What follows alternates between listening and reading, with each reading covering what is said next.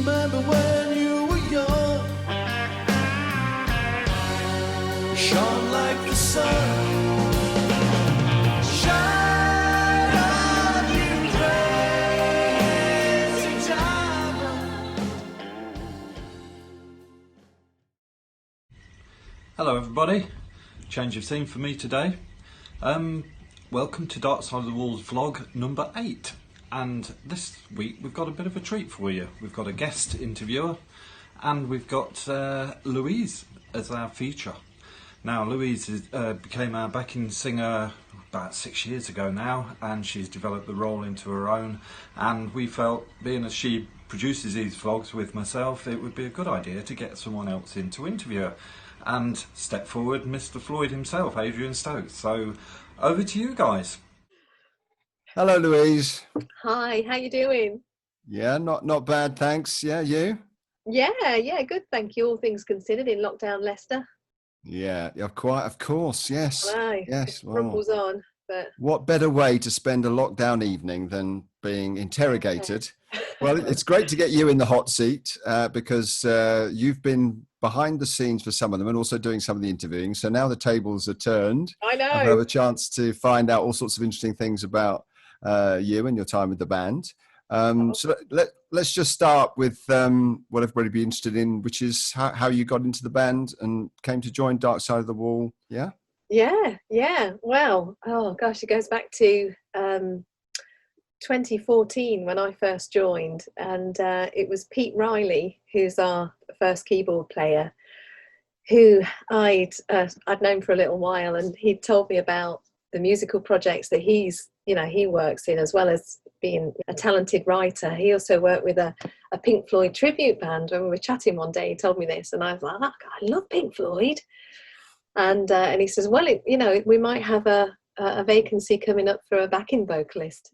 So I said, well, give me a shout if you think I'd be any good for it, sort of thing. And he'd heard me sing because of some of the original things that we'd been working on. And I went down to Coventry, round the Ring Road. We got there eventually, and went for an audition. And it was, to be honest, Adrian, it was absolutely terrifying because I'd never done anything like that before. Because generally, I always worked in music where it's my own music and I can sing it my own way, and being in an audition situation was so nerve-wracking. I can remember being terrified. But anyway, so what did you do? What did we do? And I think it was Breathe, the harmonies on Breathe, because there's multi-layered harmonies in that, isn't there? And it might have been something like Us and Them, I think. So I'd spent quite a lot of time on those. Well, I'd been asked to do a section of Great Gig in the Sky, but the sort of like the middle section, that's the more mellow section, as they put it. Yeah. So I'd worked solely really on that bit. But then when it came to doing Great Gig in the Sky, when it came to my bit, I did my little section, and the Swines said, no, keep going. Well, I hadn't prepared for that bit. So I was so nervous that I think that probably only dogs could hear it. They were sort of pleased that I'd had a go. The rest is history, as they say, but we need to find out a bit more about their history. So as things are now, you're the only other singer in the band apart from Mick. Obviously lots of people take turns, but but there are all those harmonies to do. You mentioned the layers of harmonies in Breathe and other things, and I think you have some electronic wizardry that you use to make that work. How do you work that? Well, that's a great bit of kit. It's called a vocal harmonist, and it's basically a gadget that my microphone goes into, and it goes out of the gadget into the desk, and it gives me options on other harmonies, because as you've just said, now I'm the only female backing vocalist in the group. We decided that we could utilize something to just give us an extra layer of harmony that would be higher than the male backing vocals that are also a part of the arrangements. So I trigger that pretty much just manually, really, when it needs to come in. You can rig it up to a guitar or a keyboard so that it changes key with those things, but that only works if the keyboard's always playing or the guitar is always playing, and as you know, it sort of comes in and out. So I have to sort of manually set the key, and then I trigger it when it's needed. It does make a difference. I mean, I have to be honest, there's no substitute for 2 live vocalists, but it does add that extra layer of harmony that just brings it to life a bit more. So you, in our normal setup, you and I are opposite ends of the stage, and some of the stages are quite big, and I kind of look across it. What actually is Louise up to over there? And then Mick's in the middle, and I'm like, Mick. So I can watch you, because often there's cues that you play that I want to be able to see. Oh, right. So So you're up to other stuff over there, aren't you? You've got the vocal harmonizer that you're triggering, as you were saying, but you have your laptop on stage as well. Yeah. Is that connected with the harmonizer, or is that something? What else are you doing with that? That's independent of the harmonizer. It's a MacBook that we use to deliver for people that have seen us on the bigger stages. Swan in Worcester comes to mind. That's a lovely big stage, a beautiful venue, and that's the ideal stage to have our circle and projections, and I trigger those from this MacBook on the stage at the side of me. So again, it's a matter of knowing at what point those need to be set going and paused in the song, because the videos are different lengths. Mostly it's fairly easy to drop them in. The most important one is Speak to Me, Breathe. You know, the Speak to Me intro where it goes into Breathe, and there's the what do you call it, on the sort of like the heartbeat thing. That's quite an important one if it's on the beat. So I'll try and trigger that at the moment when it will be in time with the sample that Tony triggers, because he's then triggering something else on. So there are all sorts of things going on, haven't we? With I'm completely oblivious. I'm just kind of standing there. This is all going on over there and back there. I don't know what, it's just, that seems to work really well. But meanwhile, there's you kind of making it all happen. You've got enough tech of your own, though. Yes, I've got my hands full normally, trying to work out which thing to step on next. Yeah, I know. So you mentioned Great Gig was part of the audition, but anyway, now you take that whole thing, and Great Gig is one of the highlights of the shows. Always goes down really well. I mean, people look out for that. I mean, what's it like trying to emulate that lyric? Is it tough on the vocals, or is it just flow? Well, when I mentioned that Sophie used to sing with us, Sophia Wilkes, she's now Sophia Jones, and she used to sing the whole of it on her own. And then as I got sort of more confident and integrated into the band, because it takes a long time, doesn't it, to thoroughly get to know the set and your roles within it. And your role's much bigger than mine, so how you've done it, I don't know. But it took me a while to settle in, good 6 months. Size isn't everything, Louise. But Soph was amazing. The way she, like I said, took the first section and then the end section, the big sections, and then I sort of integrated to doing the middle. So I was introduced to it that way. And then we did a version where we'd harmonise, and that was great, because it was so different. I mean, even though there's quite a lot of versions where singers have done that with the actual Pink Floyd lineup. Ours was quite different. But then unfortunately, Soph decided to leave the band to go professional. And of course, it left me with this sort of like weight of expectation that I would then take on Great Gig. And I won't lie, I was terrified. I mean, and because Sophia as well, she was a real iconic member of the band and really popular. She was fantastic, obviously still is. And I still miss her. But to answer that second point, it's quite nerve-wracking, and it's hard to replicate that vocal that Claire Torrey did. And I think that was a number of takes that were the best parts were sort of taken from it and put together. So I sort of developed my rendition of it, and I think that's probably all that a singer can really do. To me, it's more about the feel than it is about it being note perfect. If it's note perfect, that's a bonus, because it sort of rarely is from my perspective. But to capture the feel of the piece.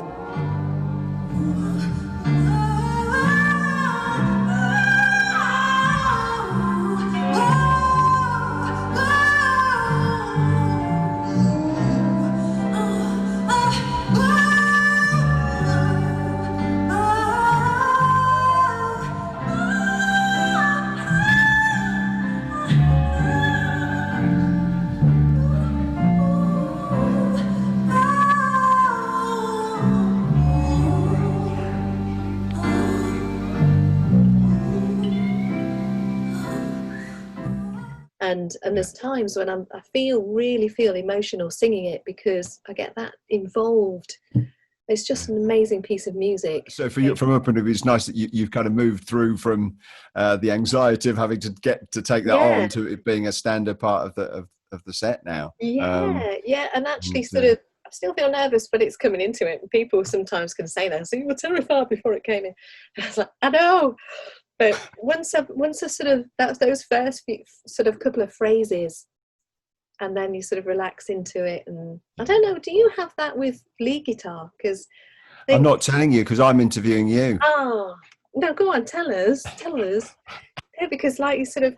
actually, I wanted to talk about ask about your guitar playing, actually, because even though so we've been through all these other things you're doing, but I see you've got the Kafka Diva, a little plug for Kafka Diva in the background there. Kafka Diva logo. I've had the great pleasure of seeing you with that play with the band on a few occasions now, and it's always it's different but completely convincing in that different way. And you're pretty busy with that as a songwriter and the lead vocalist, and also you have.